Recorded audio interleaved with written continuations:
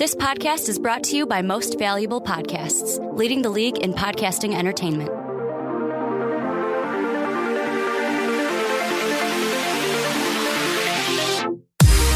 What's going on, Real MVPs? Welcome into another episode of What's Your Fantasy? I'm Brandon Swanson, and across the table from me is Ricky Widmer. What's up, guys? Can you do me a favor? Yes. Could you turn the... Yes. Yeah. A little bit more? A little bit? Oh, beautiful. Oh, my gosh. Wow. Is it too loud for you now? No. Okay. Because, it was a little soft, and I was like, I can barely hear myself. But now I can hear myself, so it's beautiful. I can hear you, too. I'm glad. I'm glad Yes, we can hear each other on this podcast. Yes. Because then that would make the podcast very hard if we could not. It would. It would be a bit of a struggle. But we are happy to be back with you. Bugs. We were off again last week, but happy to be back again. Did I say we were off again this week? We were off last week. We were off last week. We're back this week. Because, these damn schedules. If we could only just make this the full-time job now, then we'd never have to be off again. And a wonderful segue. You know how we could make this a full-time job? If you became a patron today, right now, in fact, just for $1 a month, you can help support our salaries. No, I'm just kidding. It's not actually for that. But you could certainly help support some of the initiatives that we are going for. If we got enough patron bids, yes, it could be a salary. If you wanted to, and if you know somebody who wants to give a lot of money, who's big into donating, and they like what we're doing here, send them our way. What could it hurt? What could it hurt? So that actually brings me up to something that... Patreon.com. / Most Valuable Podcasts. Did you put the backslash in there? Nope. / Most Valuable Podcast. If they just go to patreon.com, they're going to have a hard time finding us. I always say just patreon.com. I never say /. The link is in the description. But... Of course, you guys know one of the podcasts that I love to listen to is All the Kind of Funny podcasts. And I was listening to one of theirs. They got a really cool one that they call We Have Cool Friends, where it's basically they bring in people that they know. Will Friedle was Eric Matthews. Eric Matthews on Boy Meets World. They had him on and just talked to him, interview him. And they had one of their up-and-comers on that they had for a week, like the Up-and-Comers week. And Greg was like, yeah, it was like you came in and he's like, you're all nervous. And I see the leg twitch. And he goes, damn, I didn't realize. It's nerve-wracking for you. He goes, for me, this is like my normal Wednesday. Yeah. And I was like, God, I'm a little jealous. I wish that was my normal Wednesday. Come into the office, research all the fantasy football for What's Your Fantasy, and then do the podcast that day. One day, I'm hoping that's the dream. That's the dream here at MVP. We're crossing fingers over here at MVP, but for now, we are continuing to bring you this outstanding show where we do our best, and I think we do a pretty damn good job. One thing we do not do a very good job at here in 2019 is our fantasy football team, which is pretty lousy, if I have to say so myself. Of course, I will not blame myself for the reason why it's bad. I won't even blame Ricky for it. I'm just going to blame it on a really, really poor 2019 season. So, Ricky, I'm going to throw it over to you. Please tell us, how did we do this week, and what's going on with this team? Yeah, well, we lost 80.4 to 38. We didn't have a good week. Matt Ryan got injured. It doesn't sound like we did. David Johnson got injured. A lot of our guys did not show up. I don't expect them to show up this week. We'll see how we do against Team Josh, who is 4 wins. We only have 2 wins. He's 4-3. We're 2-5. And then kind of to take you around the standings right now, because we're getting into almost playoff mode. I think our playoff hopes are probably dead. Yes. We are the 3rd worst team in the entire league. The only 2 teams worse than us is Team Iron Horde Kim, which is Sam's team. He's 1-6. And then Super Hippo, which is Kyle, is 0-7. He's the Bengals. Yeah. Pat Hill, one of our patrons, even got a win this week. He's now 3-4 and ahead of us. But we have... In our division, 6-1 is Top Cats and Ass Interference, or A money sign interference, is 5-2. On the other side, Cleveland Atlen Shores 6-1. Los Angeles Nico de Tico is 5-2. And right now, if the playoffs started today, I think there's only 4 teams that make the playoffs. It would be the number 1 seeded Cleveland at Hand Shores playing Ass Interference, and then Top Cats would be playing Los Angeles Nico de Tico. Everyone else would be losers. Well, we suck. That's just pretty much going without saying right now. Since we're so bad, we're not even going to continue to talk about that team We're right the now. 16th seed out of 18 teams. Pretty bad. Yeah. Pretty bad. I forgot about our fantasy team, let's be honest. Yeah, well, whatever. Doesn't matter. Doesn't matter. We want it to be more fun and exciting for the fans anyways. I mean, if we won, it wouldn't be fun. That's why we also decided to lose the fantasy baseball as well. It honestly kills me that we're losing, but we'll move on. Anyways, so there was a lot that happened at the beginning of this week, really right after Monday Night Football. That night, a trade was made involving the New England Patriots. They go get Mohamed Sanu from the Atlanta Falcons. They swap some picks. No one actually cares about the picks. We care about Mohamed Sanu leaving the Atlanta Falcons, now going to the New England Patriots, who now, well, when you see this, it's not today, but it was yesterday that Josh Gordon was placed on IR and most likely done with the New England Patriots, because also seen a report on Twitter, I don't know if it was Rappaport or if it was Schefter, that said that actually Josh Gordon is not far from being able to play. So that's weird. They put him on IR, most likely done with the New England Patriots. He got hurt in that Giants game. I think it's going to be the end of the line for Josh Gordon there in New England, but that's not to say that another team couldn't go out and try and sign him as a free agent, which I would fully expect them to do at some point this season. But Ricky, let's talk about Mohamed Sanu. At this point in the season, he has 33 receptions. This is through 7 games with the Atlanta Falcons. The 1-6 Atlanta Falcons, really bad. 33 receptions, 313 yards, 1 touchdown. With New England trading for him and then losing Josh Gordon, what role do you think Mohamed Sanu plays on the New England Patriots, and do you think that he's now going to get a big boost in fantasy land?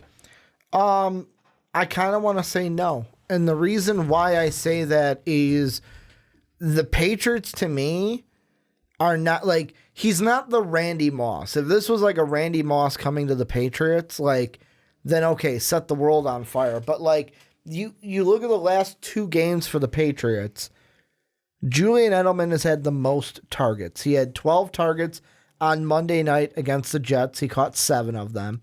And then you had 15 targets for him against the Giants the week before. He caught 9 of those, had more yards, way more yards against the Giants than he did the Jets. But you also look at who's been the second leading target guy, and that's been James White. James White had 8 targets on Monday Night Football. Against the Giants, he had 9 targets. After that, everything's been kind of split up. On Monday night, you had Ben Watson and Jacoby Myers, who had 5 each, and then Dorsett and Bolden both had 4 each. And then against the Giants, it was Myers had 4, Izzo had 4, Olszewski had 3, and Sony Michel had 3. So, like, to me, I look at this and I go, is Mohamed Sanu even a guy that moves the needle in when it comes to fantasy? Because with the Falcons, he wasn't having a good year either. He only has 313 yards, only 1 touchdown. And after what I saw on Monday Night Football, when it comes to the Patriots, I'd be more inclined to pick up Jacoby Myers than I would Mohamed Sanu. Because it looks like Tom Brady is getting a good rapport with the young Myers and is going to him quite a bit. Like 4 targets for a guy not Julian Edelman is pretty good. So the New England Patriots, they make this trade for Mohamed Sanu. The New England Patriots, what was it, last year they made the deal to get Josh Gordon. Earlier this season, they made the deal to get Antonio Brown. They also obviously Dorsett. that didn't work out for them. Philip Dorsett outside of his injuries, he's worked out pretty well for the New England Patriots as more of a deep threat. Sanu's now on a team where Tom Brady's throwing him the football. Yeah, September 17th, Gordon was traded. 2018 is when he was traded from the Browns to the Patriots. So Sanu now has Tom Brady throwing him the football. And I would even argue, hey, you had a really good quarterback in Matt Ryan throwing you the football. Matt Ryan was slinging it all over the field because the Atlanta Falcons have been so bad. They've been behind in so many games. They're not running. They're throwing the ball. Does this... Mohamed Sanu, when he was with the Falcons, he was more of a possession wide receiver. Does this hurt Julian Edelman? No. Julian Edelman will be the guy, like the top target guy. He's going to be it. So you think this helps Edelman? I don't think it helps or hurts Edelman. Do you think this helps Edelman in the sense that, okay, Josh Gordon's now gone. I mean, he wasn't playing for the last couple of weeks anyways, but he's definitely gone now. You bring in Sanu, a formidable wide receiver, I'll say. You know, nothing crazy, nothing flashy, but formidable wide receiver. You bring him in. You put him into the mix as well. Could this possibly help Edelman that people have to take a look a little bit more at Mohamed Sanu now and then Philip Dorsett with Edelman going, over the middle, working the middle of the field? Does that help him at all? Or you kind of gave the answer if you don't think it helps or hurts? No, I don't think it helps and hurts at all. And the reason why I say that is looking at the Patriots, I think Julian Edelman will get his, James White will get his, and then whoever. It's like the lion when a lion kills its prey. Julian Edelman's the alpha. He's going to eat first. Then James White is second in command. He's going to eat second. Whatever's left of that carcass, whatever's left of that in this situation, Tom Brady is the all-knowing Mother Nature, the all-knowing God that gives the lions and blesses the lions with their carcass because he's the one throwing them the ball. After that, it's like, okay, who's going to get their touches? And the thing I worry about, new guy coming in, what's that rapport going to be like with Tom Brady? Like I said, you already have a young guy in Myers who the past 2 games, him and Tom have looked pretty good. Like, it's not something where, like, Jacoby Myers this past week, 5 catches on 5 targets, 47 yards. And I know what you're saying, Ricky, it's only 47 yards. Well, yeah, Julian Edelman also had 47 yards on 7 catches, 12 targets. So the Jets defense isn't that bad. But then you look back to the Giant game, Jacoby Myers, 4 catches on 4 targets, 54 yards. And he's averaging about 13.5 in that game, 13.5 per catch. On Monday night, Myers was averaging about 9.4 per catch. So, like, I look at that, and the only thing that hasn't happened the last 2 games is he hasn't broken the end zone. So that's number one. I look at Myers already having a rapport with Tom Brady, Sanu not. Sanu being the new guy coming in. And then also, I feel like this Patriot system is that. It's just a system where Julian Edelman's the number 1. James White's the number 2 because they like to get their running backs involved in the passing game. And then after that, it's just whoever's open. It's the old adage of like, well, you can't take a Drew Brees target because Drew Brees will throw to anyone. He don't care as long as you're open. I feel like that's what it's going to be like here, where Mohamed Sanu may be able to get some numbers, but I don't know if it's going to be substantial to be like, yes, you have to get Mohamed Sanu and have to play him and put him in your starting lineups. I would still say that it's not a bad... it wouldn't be a bad idea to try and go and get Mohamed Sanu because now that he is on the Patriots, you expect that he's probably going to have some sort of immediate impact. And with Tom Brady throwing the football, he'll give him a number of quality opportunities to make some big plays. Yeah, I look at it, and with Sanu too, I know different team, but you look at it, since the beginning of the season, 6 targets, 7 targets, 6 targets, 12 targets where he had arguably his best fantasy day where he had 91 yards. Then 5 targets against Houston. 42 and a touchdown. Yeah, that's just better than 91 yards, so it's close there. But then after that, 4 and 2 targets. I look at it and I go, the big thing is how fast and how quickly can he get acclimated into this Patriot system. Ricky, I'm going to look at now the other side. So Mohamed Sanu's gone from Atlanta. How big of a boost does this give to Julio Jones and to maybe more so Calvin Ridley? Yeah, Calvin Ridley's the one I think. It's got to help out somebody. And, I mean, Calvin Ridley's the one that I look at because he's the one they drafted last year to kind of, in my mind, be that second guy behind Julio Jones, to where looking at Calvin Ridley this year, the most targets he had 10 targets against Philly where he had 105 yards and a touchdown. And then he had 9 targets against Houston in that 53-32 game where he had 88 yards and a touchdown. This has got to help him, right? Because even with Sanu there, he's had 6 targets the last kind of 2 games. But is this now going to boost him up to where it's like, okay, he now is a guy that could be in prime territory to get 10, 9, 11 targets more often because Sanu's not there to basically eat away some of those passes. And the big thing is, will Matt Ryan be out there throwing him the ball? Well, so far, Dan Quinn has not ruled Matt Ryan out for the game this weekend against the Seattle Seahawks. He has said that there is a chance that Matt Ryan could be out there playing because he said that Matt Ryan did not have a high ankle sprain. It was just a sprained ankle. It was not the high ankle sprain, which will usually put you out multiple weeks. And here's the thing I want to ask you is, because if you look at, and I talked about this a little bit with Atlanta fans, go check out my Primetime Podcast segment where I kind of looked at what prospects they could look at in this year's draft if they end up with a top 5 pick. And I talked about the wide receivers because, Jerry Jeudy is going to be in the top 5 discussion for picks. And you look at their wide receivers this year. Julio's got 62 targets this year. He's the number 1. Austin Hooper is actually getting the second most targets. I have to just make a really quick point about that. So last year I had Austin Hooper on my fantasy football team. He was ass. This year I'm like, I ain't going for Austin Hooper again. I ain't doing it. And he burned me. That son of a bitch.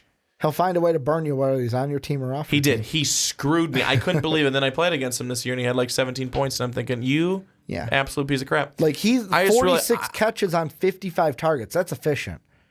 To me, that's efficient. But not as efficient as Darren Waller. No, not as efficient as Darren Waller. But the thing I wanted to ask you... Sorry, I just had to get that off my chest. It's been weighing on me. Calvin Ridley actually had more targets than Mohamed Sanu, 44-42. And I know you're sitting there going, well, Ricky, it's about ballpark the same. But Mohamed Sanu had more catches, 33-29. He had about 4 more catches. Is it because Calvin Ridley's targets are maybe longer, deeper targets? Because the average per catch was 12.9 for Calvin Ridley compared to 9.5 for Mohamed Sanu. Like, how troubling is the 29 catches out of 44 targets for Calvin Ridley, and does that really get better now that Sanu's not there? Well, I think that there's going to be probably more opportunities for him. I mean, someone's got to fill in and take those targets, and I don't think it's going to be... Maybe it's Justin Hardy. I was just going to say, but I don't necessarily think it's going to be him. I think we're going to be seeing an even higher volume going to Julio Jones. We're going to see a higher volume going to Calvin Ridley. One of the problems, though, with Calvin Ridley is that since he is that deep ball threat, we know that to be him. Last year he had 10 touchdowns. He was a really big threat when you were going deep. But the problem is that the Atlanta Falcons, because they've been so bad this year, they haven't been hooking up as much on those deep routes because there's just, as much as Matt Ryan's thrown the ball and as well as he's done in terms of throwing the football, the yards he's racked up, the touchdowns he's had, he's also been picked off a lot. He's had a lot of really bad mental mistakes in the games, which have led to interceptions. And I think the offensive line's not great either. The offensive line is not good. which also goes to show why a lot of people, me definitely included, thought that it was going to be a bounce-back year for Devonta Freeman. It has not been. They have not been able to run the ball effectively. They haven't been able to do much of anything effectively. Certainly not play defense, because that's a big part of why they're out of every game. Yeah. Everyone runs and passes on that defense. It seems to be a very simple thing to do. If only the Bears could play them, that would be helpful.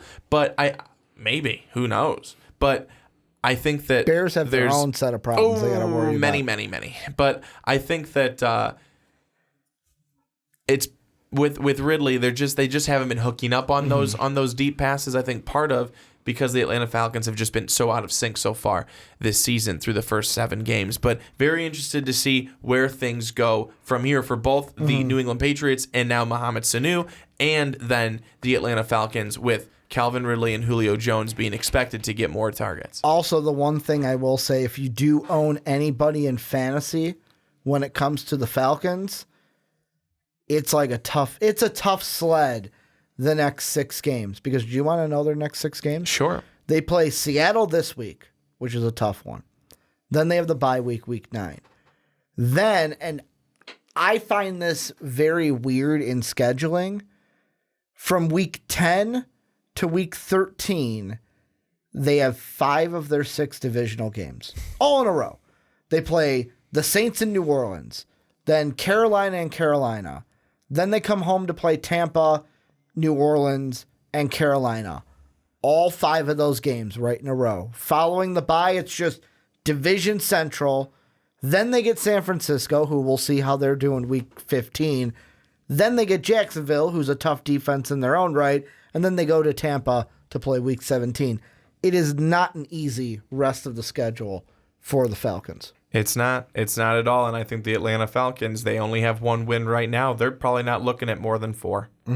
If they get to 4. Yeah. It's been a struggle so far. It's going to be, and I highly think that they're going to end up with a top 5 pick this year. Do you believe that Dan Quinn's gone at the end of the season? How many years has he been there?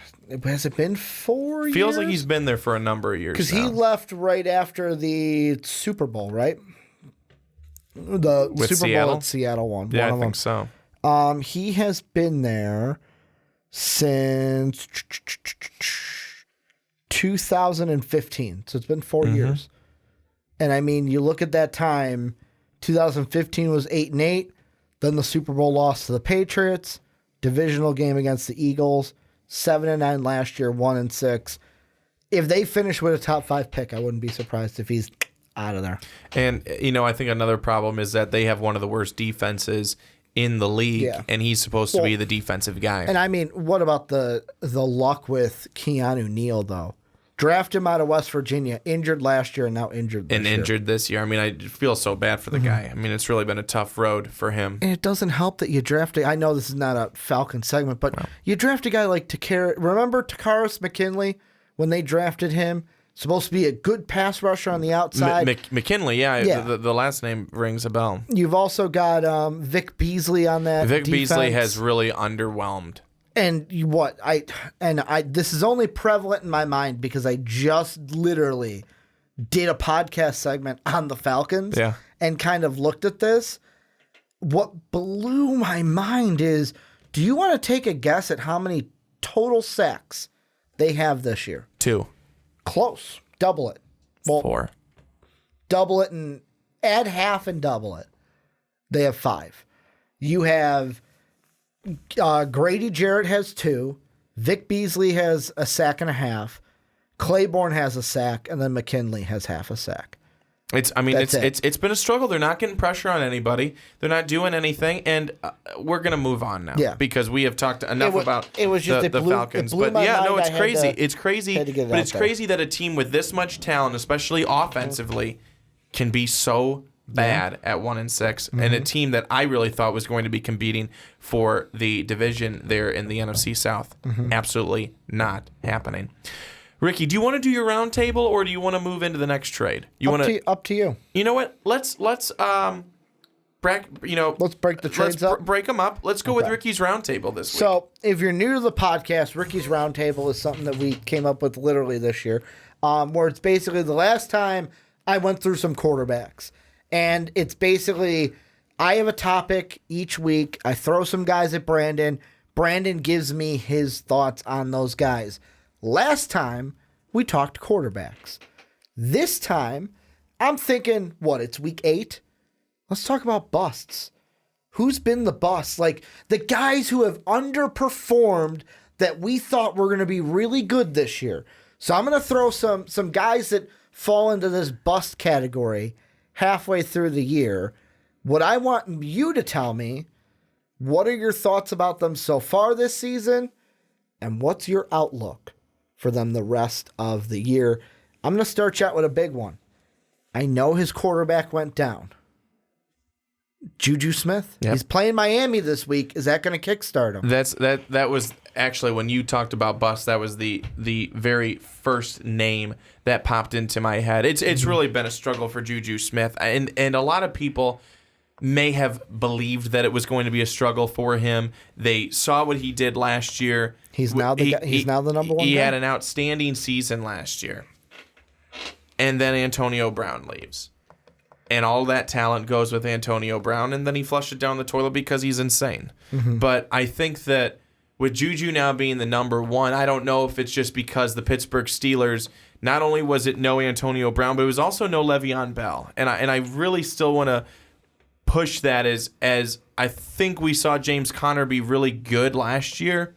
He has not lived up to be that this year. So another bust, 2 on the same team, James Conner and also Juju Smith-Schuster.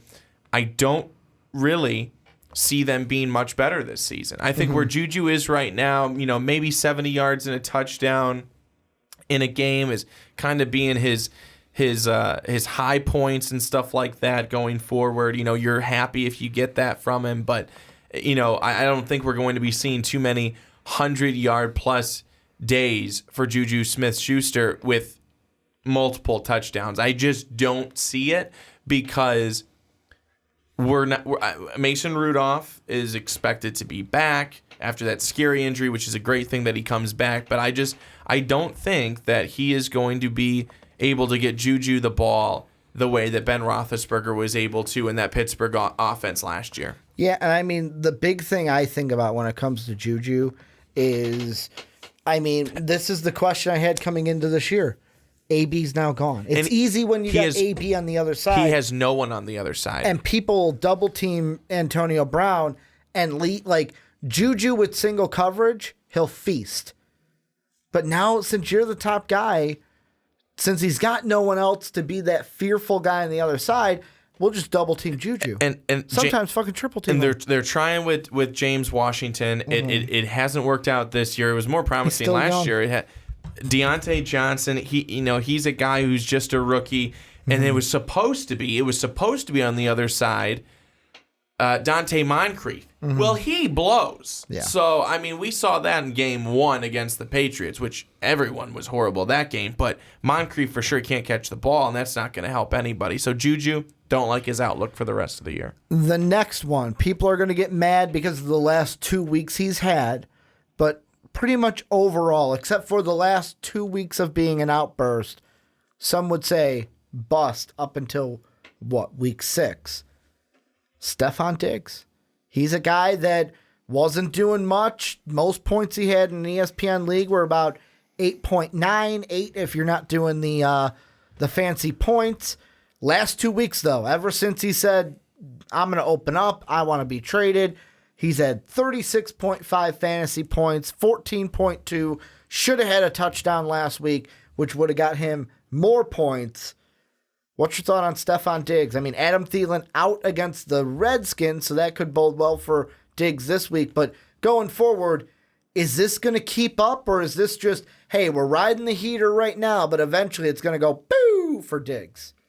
Well, I've got to say, I think Stephon Diggs is one of the most frustrating fantasy players that you'll find right now, and it's because he's a big fan of doing nothing. When it comes down to it, and I know a lot of that is going to be looked at as it's on Kirk Cousins, which it probably is, but ever since Adam Thielen really came into the mix, it was all Cousins to Thielen, Cousins to Thielen, Cousins to Thielen. And this has not only hurt Stephon Diggs, but this has also hurt Kyle Rudolph. I mean, Kyle Rudolph was supposed to be this guy. Had a touchdown last week, though. Yeah, well, but no one cares. but truly no one cares because no one had him. But it's he's not even getting really the looks anymore until last week. Stephon Diggs blows up a couple of weeks ago. I played against him.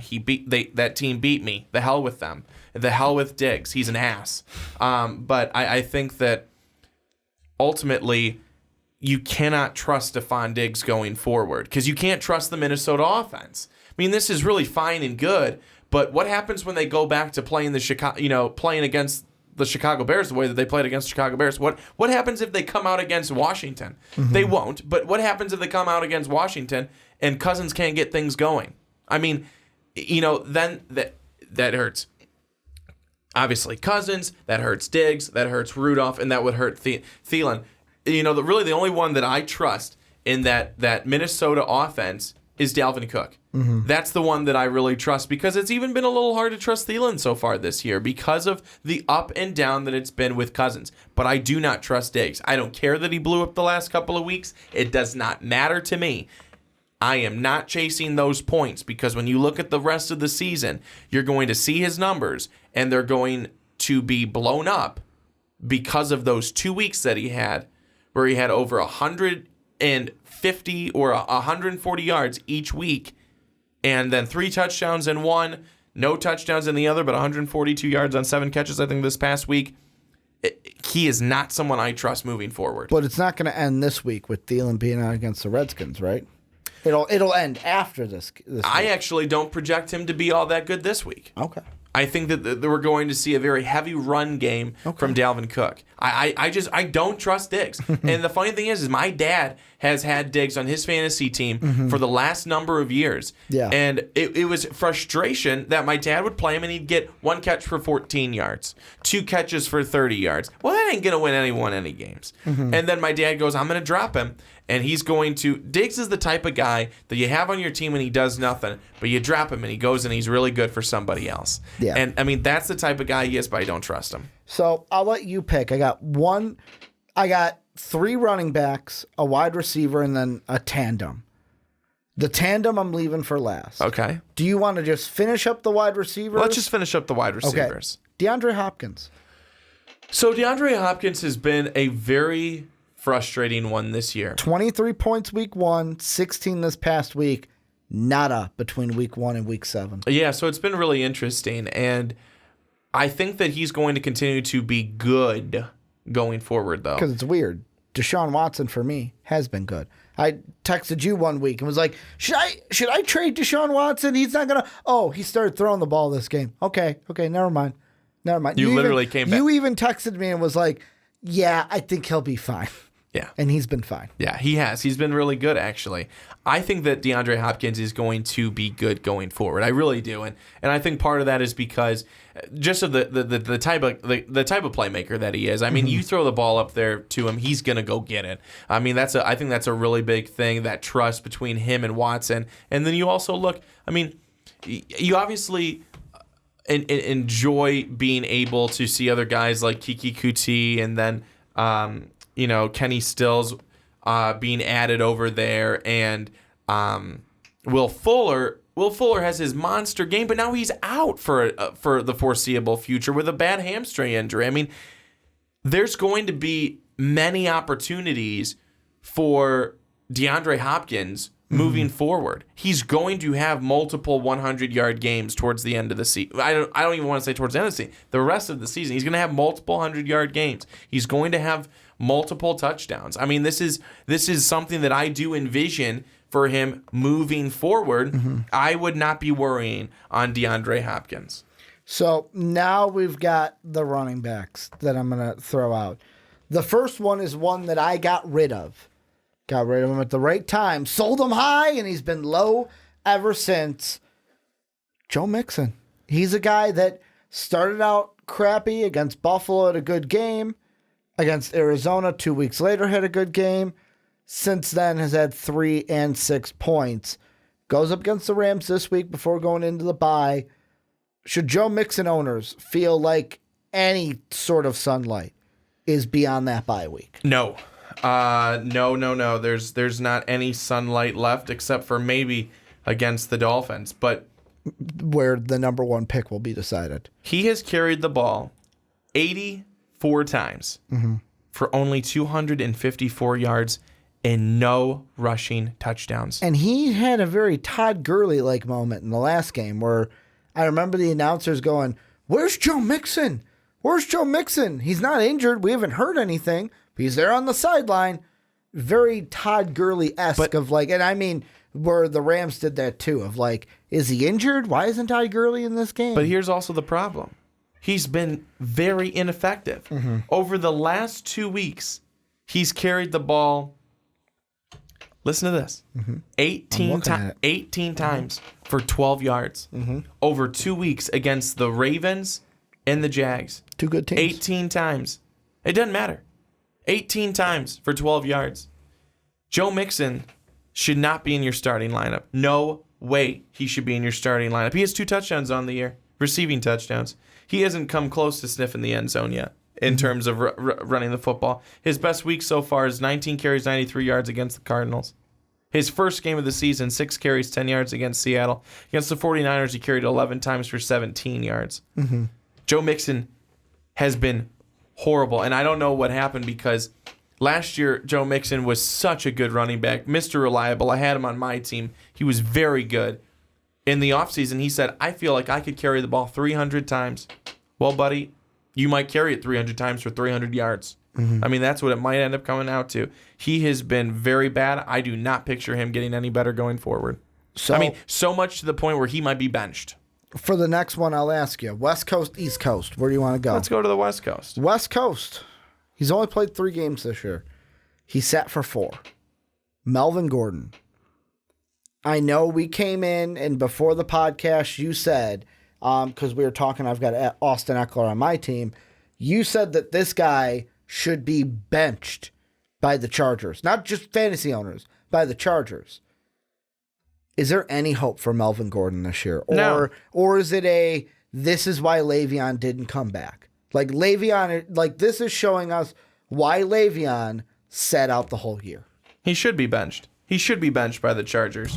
Why in the hell would you play Melvin Gordon where in his first game back against the Broncos, 12 carries, 31 yards. All right, first game back, I'll give it to him. Then the next game against the Steelers, the game that the Chargers, big favorites. Everyone had the Chargers winning against the Steelers. On Sunday Night Football, on the Football Night in America, everyone except for Tony Dungy picked the Chargers. Tony Dungy picked the Steelers. 8 carries for 18 yards, 3 catches for 30 yards. Against the Titans, 16 carries for 32 yards, 2 catches for -3 yards and a touchdown. Guess what? Austin Eckler would whoop ass on those numbers. He has all season long. Austin Eckler's a better option for the Chargers. He gives them more. He provides them more. He's been with the team all season long. Melvin Gordon should be on the bench. No ifs, ands, or buts. Not only your fantasy bench, but also the Chargers. I still stand by that. Absolutely stand by that. He should be. And if the Chargers want to try and trade him, there's no value in him right now. You got this There's week. no value in him. So he better have a great game against the Bears, and actually he can't because I'm playing against him this week. So if the asshole does well, I'm going to be pissed, and I'm still going to hold by my comments. It's just, we've seen what Melvin Gordon's been in the past. He's not this. I mean, this is bad. I mean, this is really bad, Melvin Gordon, and unfortunately, I think that this is what we're going to see for the rest of this season. Going to the East Coast, the guy that I was going to throw your way. This is one where I think people were expecting him to be better than he is, but he's on arguably the worst team in the NFL. Kenyon Drake. Should people have thought any good things about Drake coming into the year? Yeah, I had some thoughts that Kenyon Drake, once that Adam Gase was gone and he was over with the Jets, that he would finally be used properly. Well, those hopes are dead. I mean, Mark Walton got the start last week. 14 carries, 66 yards. They're not using Kenyon Drake. Drake only had 6 for 21 and 3 catches for 37. Most likely they're going to trade him, which they should. But he's being poorly utilized. I remember it was, 2 years ago where he had the breakout season from the middle of the year on, did really well, had some big games, scored some big touchdowns, and then all of a sudden he just fizzled out. I do not, if Kenyon Drake is not traded, I do not predict that he will be any better than what he is right now for the rest of the year. And correct me if I'm wrong, the trade deadline is this week, right? The 29th. It's week 8th? Oh, it's on after Tuesday. week 8th. Okay. So it's week 8 happens, and then it's... I know in Madden it's always week 8. Like after week 8, you can't trade. Yeah. I just didn't know in real life if they had it after week 8 or Pretty before. sure the deadline's the 29th. Makes sense. A Tuesday's usually a good, like in the football work week, like, hey, if I get traded on a Tuesday, I can go to that team, still work. And still play on unless Sunday. It's a Thursday game. Yeah. Because, fuck Thursday games. I like the Thursday games. Well, players hate them. Yeah, I know. That's what I'm saying. But I like watching them. Which, by the way, side comment really quick. Did you hear what the owners are trying to push for? 17 games. 17 games. We'll see if that happens. The last one's a duo, and we've talked about them before. As they've been busty this year, and not the good kind of busty. Busty. The bad kind of busty. Odell and Baker, is there any hope for these two moving forward? Because this week, coming off the bye, they play New England. Like, for example, Riley, one of our subscribers, listeners, follow us on Twitter. He hit us up with a fantasy question that I answered on Twitter. I'll ask you live on the podcast after you answer this one. And Odell was one of his guys, and I didn't say he should start Odell. Is there any hope that Baker and Odell get it together and help out their fantasy teams? I just don't feel confident about it. I mean, you look at this week that they're going against the Patriots. The Patriots defense knows how to rip any team apart. And they do. I mean, look at poor Sam Darnold, who, I mean, the Cowboys should be ashamed for losing to the Jets. They should be ashamed for losing to the Jets the way that the Patriots terrorized Sam Darnold on Monday night. It was disgusting. I mean, I fell asleep at 9:30 because I didn't care about that game anymore. I mean, I was watching it. It was like watching a train wreck. I'm like, what am I doing? But I don't think that things are going to get better for the Browns. I don't want to say that their season is lost, so I won't say it. But they're on the verge of not only not making the playoffs, but not being close to winning their division, not even coming close to, possibly third in the division. They'll be close because Pittsburgh's not good either. But, I mean, if they don't get things together, they're not going. Pittsburgh might get their stuff together and start winning, and then the Browns all of a sudden are just like standing there, holding their what in their hand, going, "What the hell happened this year?" I mean, what the Browns really could use is trading for Trent Richardson. No, that name is wrong. Who's the offensive lineman from Trent? Was it Trent Williams? Yes. Trent Richardson. Yes. That would not help anyone. Running back. But Trent Williams. That's what I think would be Steelers and Browns are both 2-4, so you're right. They need more help to protect Baker. He doesn't have enough time, and I'll take this back to the Sunday. Was it the Sunday night game against the Rams? And when Baker, was given some time and stuff like that. He had 9.7 points that game. Yeah, so he needs time back there in the pocket. I mean, and with that is more opportunity than for Odell. I just think that right now it's not looking good for the Browns.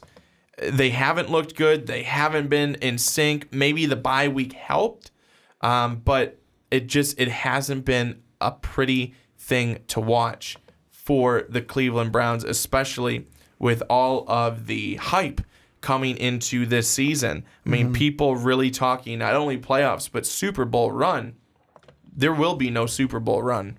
and there probably will be no playoffs this year.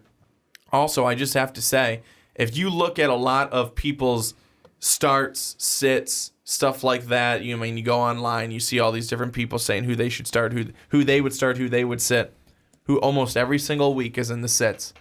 Jarvis Landry. Mm-hmm. Almost every single week, Jarvis Landry is in the sits, and it's really crazy that it was supposed to be Landry and Beckham that were supposed to be this outstanding duo.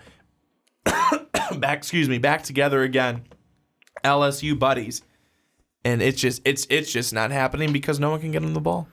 So the last thing I will ask you is the same thing Riley asked me, and then after you answer, I'll let you know what I said.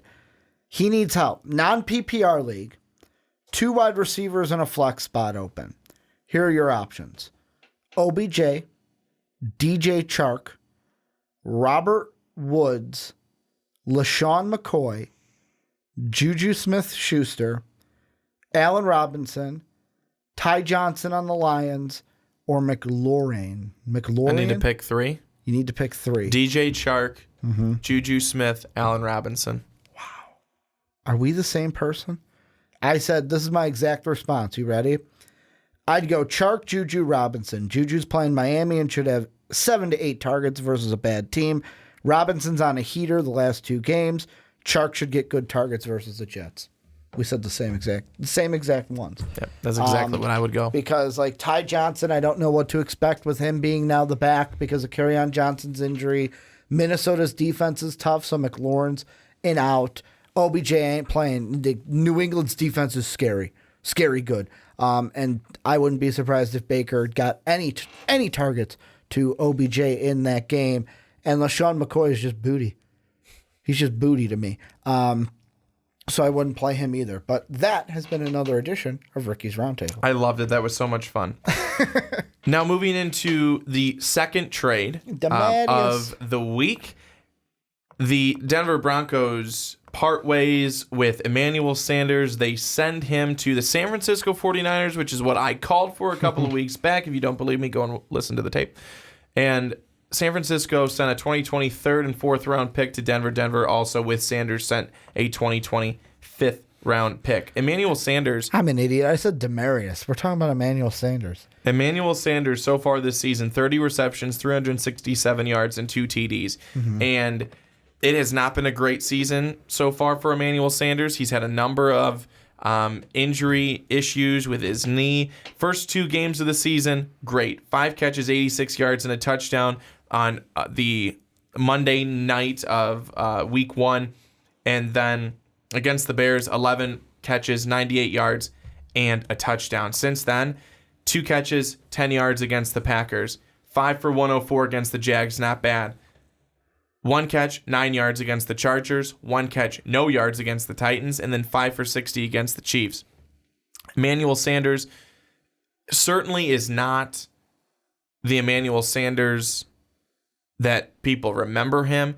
I mean, remember, Demaryius Thomas was traded from the Denver Broncos last year. They traded him to the Houston Texans. And now he's on the Jets. Now he's on the Jets. But when they traded him to the Houston Texans, Demaryius Thomas was not what Demaryius Thomas used to be either. Mm-hmm. So these teams are probably thinking we're getting a wide receiver, a good quality wide receiver. Well, yes, you are. You're doing a lot of wishful thinking that you're going to get what they were 3-5 years ago. Mm-hmm. While I still think Emmanuel Sanders will help the 49ers, I am just interested to see how big of an impact he will have. Will he be healthy the rest of the season? I hope that he will be healthy the rest of the season because I'd actually like to see what the 49ers would be able to do with Emmanuel Sanders. I think this is a big boost for them. They have a very, very thin wide receiver core in terms of guys that can make big plays. They really don't have that outside of George Kittle. They don't have much at the wide receiver position. Mm-hmm. Give Jimmy Garoppolo something to throw to. I mean, give him somebody. That Jimmy Garoppolo kid. Yeah, for me, I mean, the thing that I would like to see more of is just consistency. Yeah. And I'm not talking about consistency out of the play of Sanders. I'm talking consistency out of the targets for Emmanuel Sanders, because it's kind of like going back to, related to what you said about Stephon Diggs, where you were like, oh, most of his points this year are going to come from the last 2 weeks, and that's why it's going to look respectable. Yes, Emmanuel Sanders has had 44 targets this year, which would lead the 49ers. The 49ers, 42 targets have gone to Kittle, 22 to Deebo Samuel, and then Dante Pettis with 17, Goodwin with 16, Bourne and Breida with 14 and 13 each. I think if you have Bourne, he's now not getting any targets. I would assume all his targets go to Emmanuel Sanders. Goodwin too, maybe like Emmanuel Sanders and George Kittle are now your top two. They'll probably have, if I'm looking this much into the season, they'd be neck and neck with 42, 43, 44 targets. Deebo Samuel has looked good in this offense, but he's only had 22 targets, half the targets that George Kittle has. And the thing is, now they have someone that they can go to that's not just George Kittle, because it's bad when one of your guys has 42 targets and the next guy down has 22, has half of as many targets as the guy above him. But like, I look at Sanders this season against Oakland to start the year, 7 targets. Against the Bears, 13 targets, then 5, then 9, then 1. He only caught that one pass against the Chargers, then 3 against Tennessee, and then 6 against the Chiefs, where this could be something that now he's on San Francisco. He may average, like, here, let me pull up George Kittle really quick. Of his 42, how consistent are the targets for George Kittle? I mean, yeah, he could be getting about 8 targets, 7 to 8 targets a week, because you look at Kittle, 10 targets week 1. Then he went down to 3, but then 3 weeks of 8 targets. And then the last game against the Redskins, they only had 5 targets, but that was a weird game because of the weather last week. Yeah, they were just running. That was an outlier. They were just running the ball, and then also, what I heard on Red Zone was that it was like the shortest game in the NFL since like the 50s or something like that. It was only like 2.5 hours for that game, because both teams just kept running the ball because of the downpour that was coming in the DC area. So that's what I think for Emmanuel Sanders. Like, if anything, if you own him and you're like, well, should I play him? I don't know if you play him week 1, but like, he could do good, because he could have the same thing we see from Kittle, 7 to 8 targets every single week. It'll just be able to see what is he going to do with those targets. Like, if it's George Kittle and he can't get in the end zone, then it's not good. Yeah, and I do wonder, will this open things up for Kittle a little bit more, to where we can see how too. the way that he played a couple of years back, when he really was the main guy, and had last year. And a couple of years back, it was just last year. Well, it feels like forever ago, because he's only just been in the last league year. 3 years. Yeah, so I think that that could really open some things up for him, and maybe you mentioned him.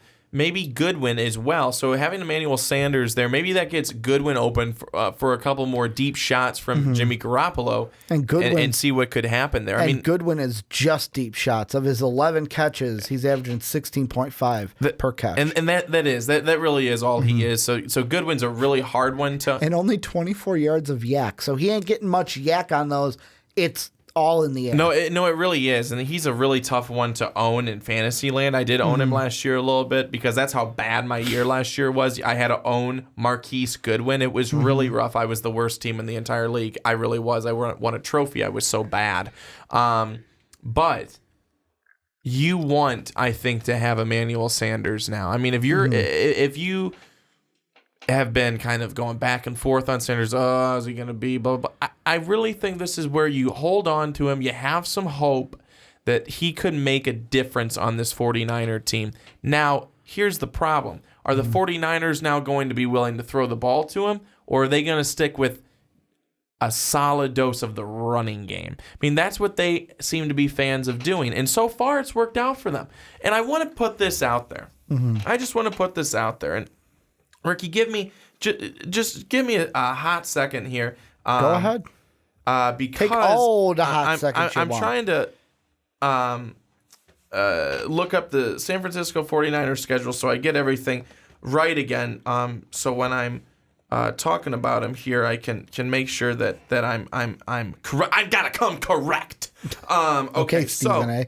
So they played the Buccaneers week 1, 31-17. Okay, you beat the Buccaneers. They're not a good team.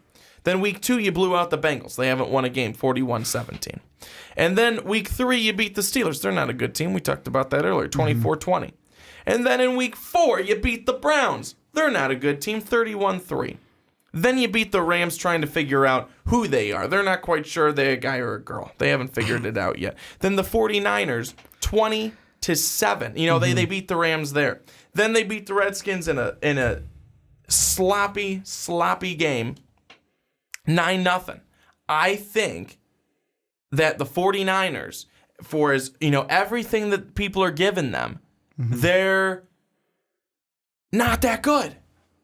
I mean, here's my thing. I'm glad you're defending your soapbox. Good defense. Good defense. Really good defense.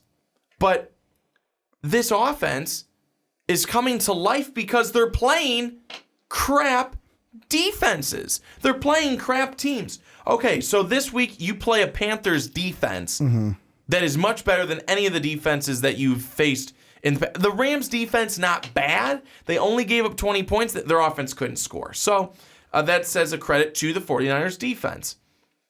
I'm interested to see how do they do this week against the Panthers defense? How do they do against the Seahawks defense? How are they going to do against the Saints, the Ravens, the Packers, and then the Seahawks again? This is going to be very interesting. But for the 49ers, they're going to have to throw. I mean, they're going to be put into a position. I'm not saying because they're going to be down by a ton. I'm just saying because they're going to be down. At some point, they're going to be down. And they're going to have to throw the ball. And are you going to be able to trust Jimmy Garoppolo to be able to do that? Getting Emmanuel Sanders is a great add for sure.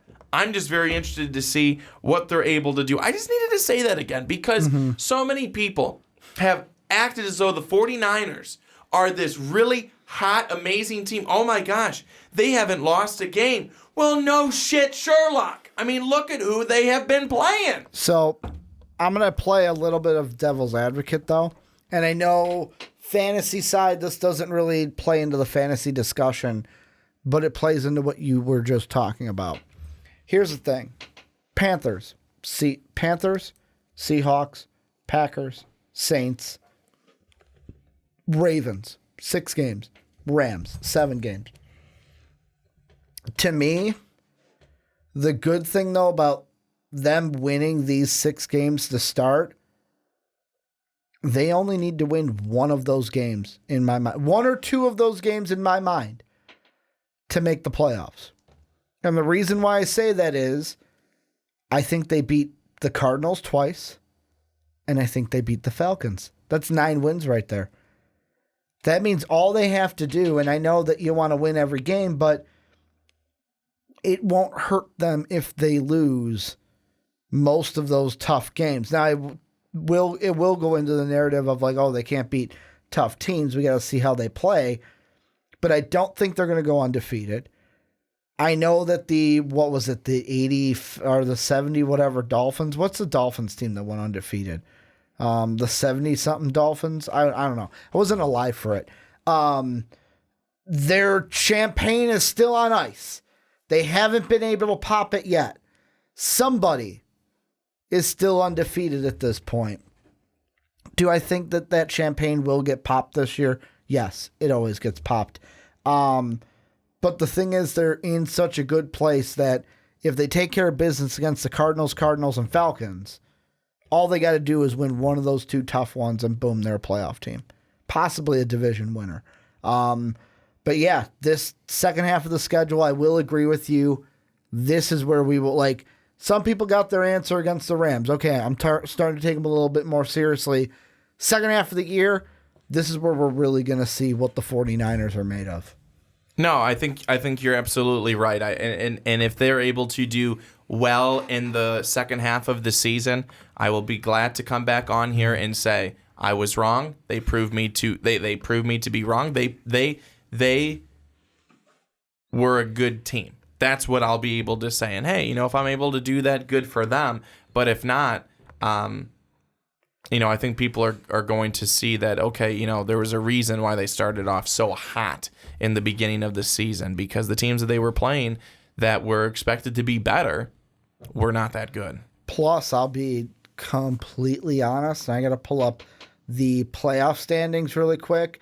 49er fans, don't hate me, but I need you guys to lose this week. I need the Panthers to win because I got a kiss of death that I got to keep up on, and it looks like the only way the Saints are going to get knocked out of the playoffs is if, the Panthers win the division and, the Saints miss out on a 10-6 record, kind of like the 49ers. Was it the 49ers that won 10 games and then missed the playoffs? Was it them? It was somebody that was 10-6 recently in the last few years that it was like, oh, they're a 10-6 team and missed the playoffs. So I need the Panthers to win to keep up that. So I'm sorry, 49er fans. That's just my side note. Because can I go on a soapbox about that? Yes. Teddy Bridgewater, what are you doing? I love you. I love you from the Viking days, but I got a curse to keep up here. And Drew Brees goes down, and I'm thinking, great, it can stay alive. And Teddy Two Gloves wins every game without Drew Brees. Drew Brees coming back against the Cardinals. God damn it.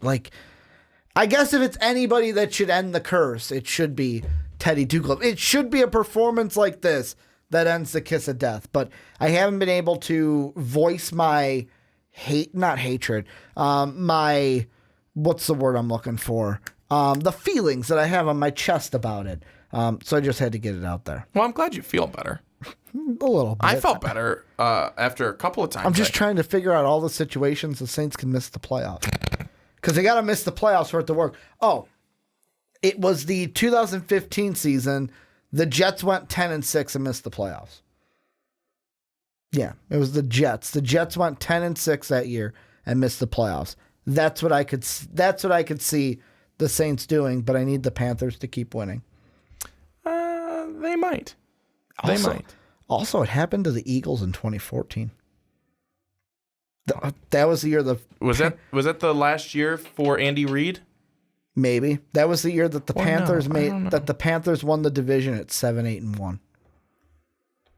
Because you had the Seahawks and Packers were 12-4, Cowboys were 12-4, Panthers were 7-8-1, and then the Cardinals were 11-5, and the Lions were 11-5, and the Eagles missed the playoffs at 10-4. That was the year the Bucks and Titans had the number 1 pick, and they took Jameis and Mariota. Mm-hmm. Very good. Looking back at history, I always like it. It's fun. Man, look at that now. Mariota is on the bench, and Jameis still sucks. So, Ricky, moving into our final topic of the day, and that is what we always do, and I'm going to start with the sits. Who are you sitting this week in fantasy football, Ricky? I forgot you said sits to begin with. Are you kidding me? Can we start with starts? Are you kidding me? We even talked about this beforehand. I know. Let's do starts. Boy. That's a me faux pas, not a you faux pas. Mm-hmm. It was. Yeah, that's a me faux pas. So we'll start with starts because that's what I got pulled up. I'm pulling a you here, where usually on the Primetime Podcast it's like, hey, Brandon, let's start with this. Well, actually, we'll start with this because that's what I've got pulled up right now. Excellent. My first one, I'm going to go contradictory to you. Stephon Diggs, as I hit the microphone because I'm so excited. Stephon Diggs, I think, is a must start this week. And the only reason I'm saying he's a must start is because Adam Thielen will not be playing against the Washington Redskins. Dalvin Cook will get his, don't you fret. But I think with Thielen being out, 7 catches the last 2 weeks, 11 targets and 8 targets for Stephon Diggs. He's going to be the main point of attack. He should get his. The only question is, will he get into the end zone, which is something he has not done a lot this year. Only 2 games with touchdowns, and one of them had 3. My first start this week is Aaron Jones against the Kansas City Chiefs. The Chiefs are allowing 4.9 yards per rush to opposing running backs. That's incredibly high. And they've allowed more than 26 fantasy points a game to opposing running backs. I think that this is going to be a feast type of day for Aaron Jones, which I hate saying it because I'm playing against him this week too. Not really excited about that, but I think he's going to have a really good week unless the Chiefs are able to come out and play like they did against the Denver Broncos this past week, where Phillip Lindsay, only 12 carries, 36 yards. It was not a good week for him or the Denver Broncos, but what week is? And I don't think that that's going to happen, though, this week for Aaron Jones. I think he's going to have probably a pretty big week against Kansas City. So I've got another wide receiver on the must starts, and he's a guy going up against the Oakland Raiders this week. Had a really big week against Indy a week ago.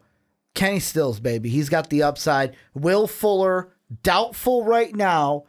DeAndre Hopkins hasn't done anything. The only thing he's done is last week, but so did Kenny Stills. 105 yards on 4 catches.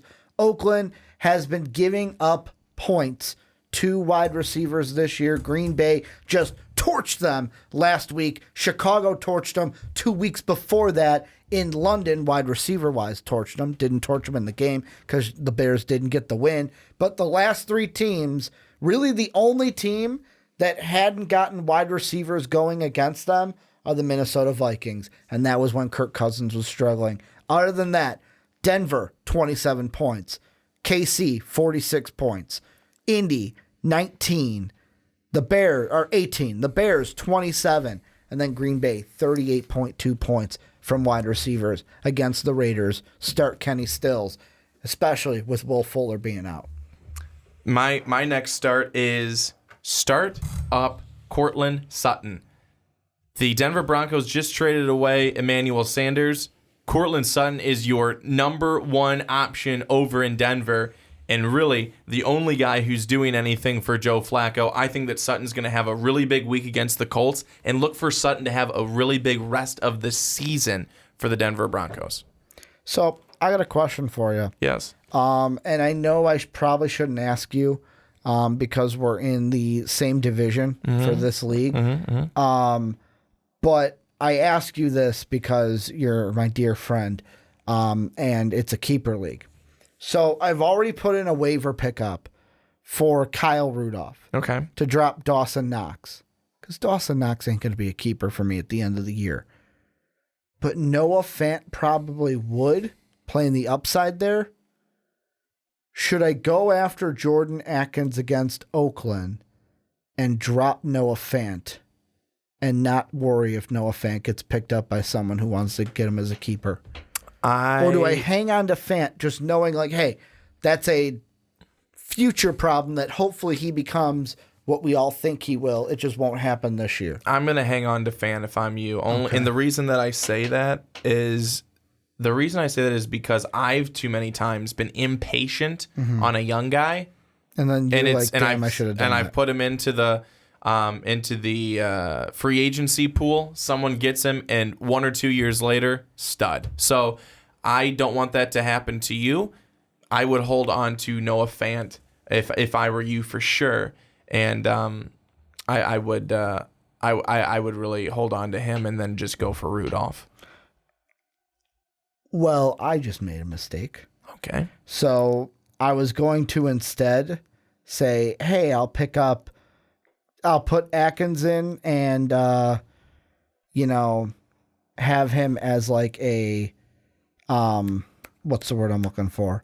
I'll have both of them for Dawson Knox, and whoever goes through, goes through. The computer was just like, oh, by the way, Dawson Knox is dropped. So he's just dropped from my team. Oh. So he's off my team now. Okay. I just thought that was very weird that the computer decided to do that. Very good. We can go on. That was just a side thing that it confused me because, yeah, it just confused me.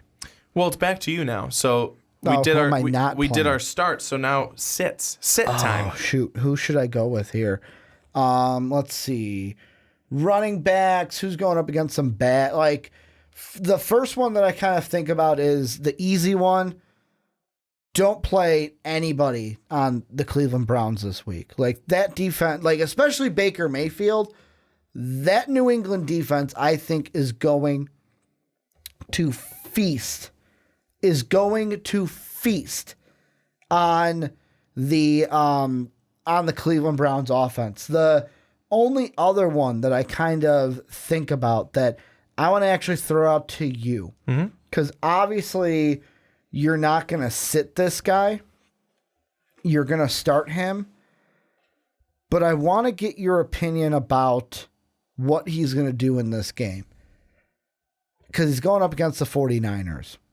Christian McCaffrey, coming off a bye, coming off one of his worst games since Tampa Bay.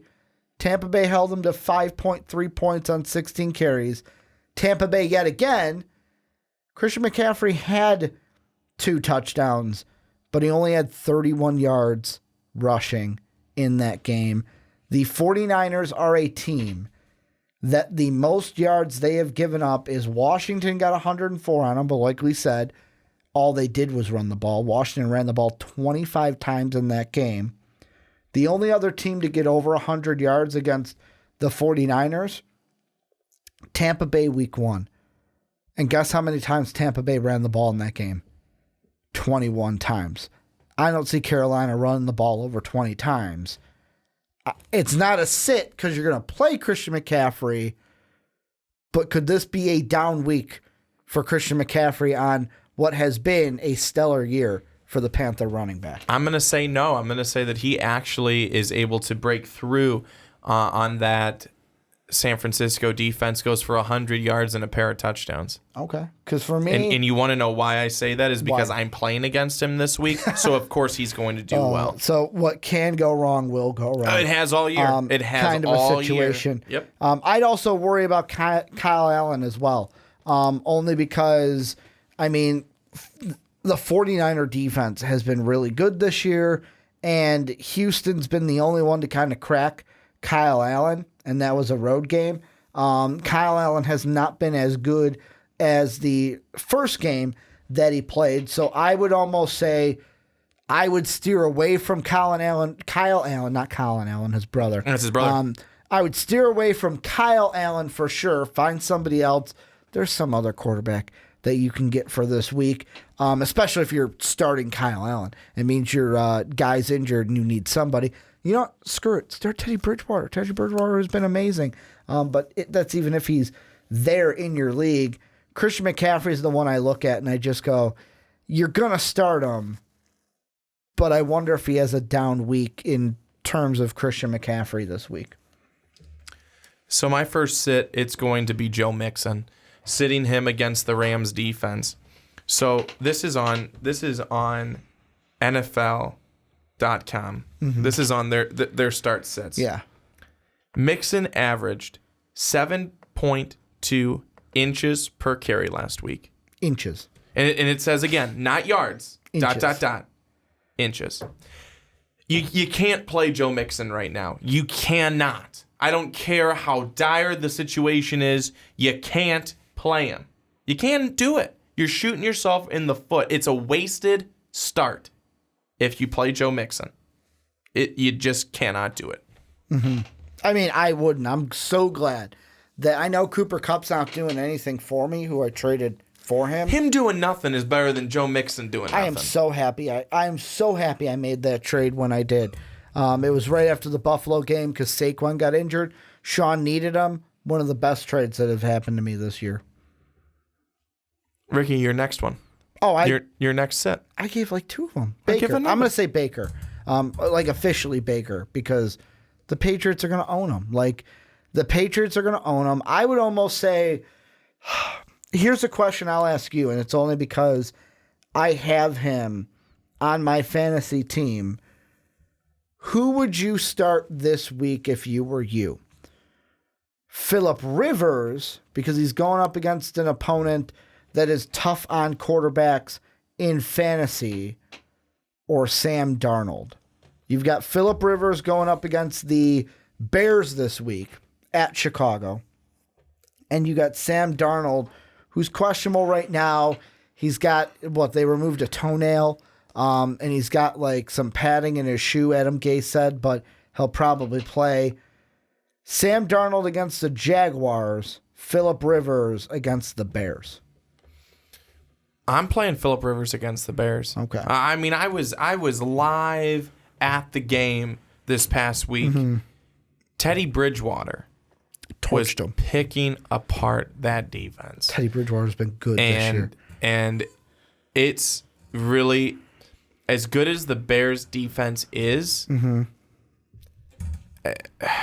there were a lot of wide open receivers. Mm-hmm. They made it really easy. In the Chargers, you have Austin Eckler as a receiver.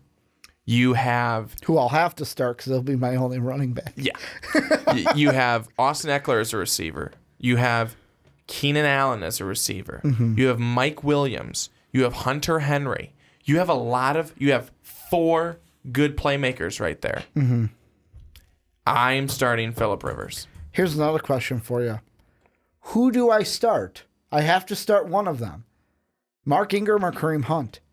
You know what? One's on the bye, one's suspended. Do I give Kareem Hunt his first start? I wouldn't do it. I feel like he's not necessarily ready in game shape yet to come back. I'm giving it to Mark Ingram. And the reason why I throw that out there for those of you at home who are like, why would you throw any of them out there? Why are you guys such idiots? The little backstory behind it is the keeper league that Brandon and I are in. I didn't know, it's my first year in it.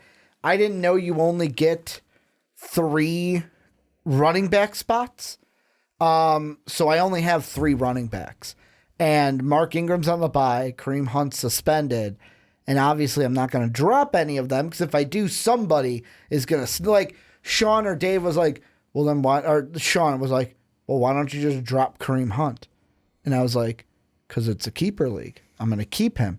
And then him and Dave got into a discussion, an argument about who's going to be better when he comes back, which is actually an interesting topic that we are going to have in the future, I'm assuming, on this podcast, of who's going to be better when Kareem Hunt gets back, Kareem Hunt or Nick Chubb, because they were going back and forth on that one, and I got to start one of them because I only get 3 running backs, so I'm playing Mark Ingram on the bye, knowing he can't get me any points, and I've known about this issue since week 1.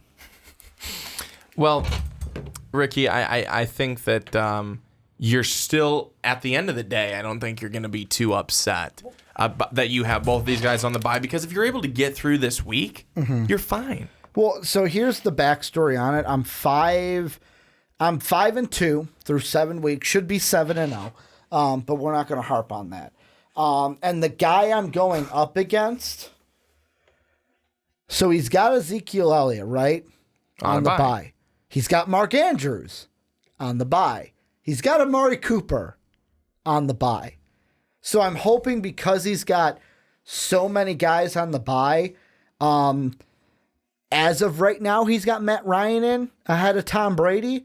Right now, the roster that he has out there is Matt Ryan, Tariq Cohen, David Johnson. Who's injured? Stephon Diggs, Larry Fitzgerald, Jarvis Landry, Tyler Eifert, Will Lutz, and the Jaguars defense. There's a chance I could steal this game with Mark Ingram on the bye. So you're saying there's a chance. It's I looked at the team and since week 1, I've just I haven't looked at who he's had, and I've just been like, oh, well, you know what? Week 8's going to be a loss. I'm just writing it off as a loss. And last week I looked and I was like, it's got a lot of guys on bye this week. I'm like, this could be one where I just steal it away. I'm hoping, but I'm not going to be optimistic. I'm not going to be mad if I lose. Yeah, well, you might be mad if you lose and if I win, and then I'm only 1 game back. Yeah, but then I just beat you because we play one more time, and you can't beat me. Well, I think I definitely could. Because Mark Ingram will just have 30 points again. I swear to the good God above, if he has 30 points again, I'm going to throw something at you. He had 30 He had 31 points. Yeah. Mark Ingram will just go off in that game.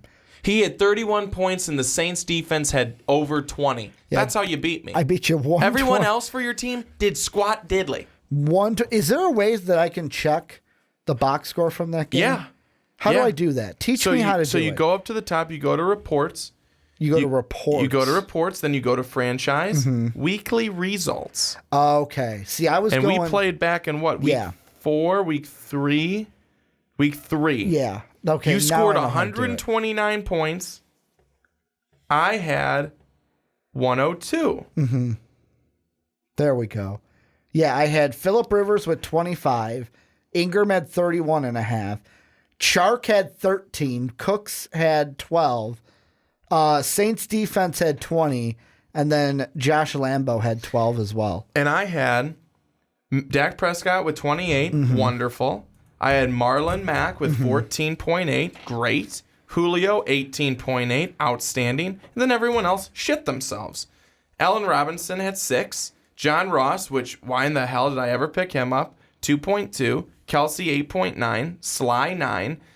Vikings defense, 8.8. And Peyton Barber, 5.5. It was very upsetting. Well, and Darren Waller was on my bench with 14.1. And Kerryon Johnson was on the bench with 10.3, but that wouldn't have helped me that much. And this is also the thing I hate about this league. And it's my own mental mistakes. That you hate, okay. It has nothing to do with the league. It's me. Yeah, so week 2, I lost 69.86 to 68.52. And that was the week I had Deshaun Jackson, and it was the week I was like, well, unless both of them die. Oh, that was classic. I'm going to win this game. My dad and I were laughing our asses off about that. Because they won't get hurt. They never play. So I'm going into Sunday night with that being the score, and I have Deshaun Jackson and Alshon Jeffrey. It was the Sunday night game that they played. Were they playing the Rams? No, they were playing the Eagles were playing the Falcons. The Falcons. And I'm like, I texted you. I'm like, well, I feel pretty confident because unless both of them die, I should win. I just needed 1 point. 1 point. And I couldn't even get that. And on my bench, I had Brandon Cooks, who had 13.6 that week. And if I would have just played him over one of them, I would have won that week. And then the second loss that I had this year, let's see, was that week 6? That was week 6. So I lost 77.82 to 77.3. I lost by 0.5, half of a point. And here's what would have won me the game. You ready for this? Yep. Sam Darnold, his first game back from mono, 25.6. Phillip Rivers, 24.8. If I would have just played Darnold, I would have won that game. So if I would have made those 2 roster moves, I'd be sitting at 7-0 rather than 5-2. Like, I should literally be 7-0 on the year. I know woulda, coulda, shoulda, but like, I should be 7-0. That's how good my team should be. Well, my very first game of the season, I lost 99-96, and I played Mitch Trubisky. I thought, okay, because Mitch is the guy who I rode for the most part last year.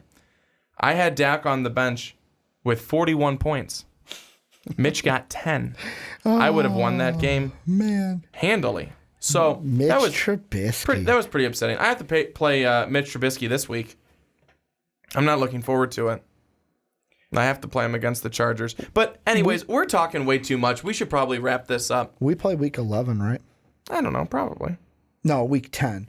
Because the last thing I wanted to look up is Matt week 11. So week 10, guess who Mark Ingram plays? He had 13.4 against his team. Don't tell me the Chiefs. The Bengals. Plays against the Bengals. He only had 13.4 against them the first time. You know he's going to have about 25. Yeah, he plays the Bengals in that week. And Austin Eckler will play the Raiders that week. And Kareem Hunt will be back off the bye that week, and they play the Bills. Yeah, he won't be doing anything. I'm not going to play him week 1. I'm going to see how he does. All right. Well, anyways, that's going to wrap it up for us. We've only gone for almost an hour and a half, and we apologize for this last part here where we just got carried away. Hey, they're coming for us. Coming for us. They no, are, no. really. That's the big thing, and Dave hates it when I say it, but it's absolutely true. Like, you're not coming. Like, you're coming to these podcasts because A, you value our opinions.